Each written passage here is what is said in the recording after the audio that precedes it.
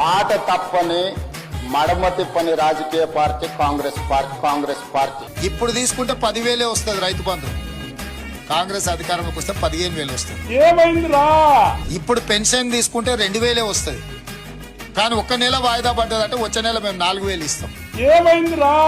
ప్రతి నెల మొదటి తారీఖు నాడు ఆడబిడ్డల ఖాతాలో 2,500 రూపాయలు ప్రతి నెల ఆడబిడ్డల ఖాతాలో వేయాలని రేవంత్ రెడ్డి షాదీ ముబారక్ కళ్యాణ లక్ష్మిలో ఈ రోజు 1,00,000 రూపాయలే వస్తున్నాయి. వచ్చే నెల మీరు తీసుకుంటే 1,00,000తో పాటు తులం బంగారం ఆడబిడ్డలకే ఇచ్చే బంగారం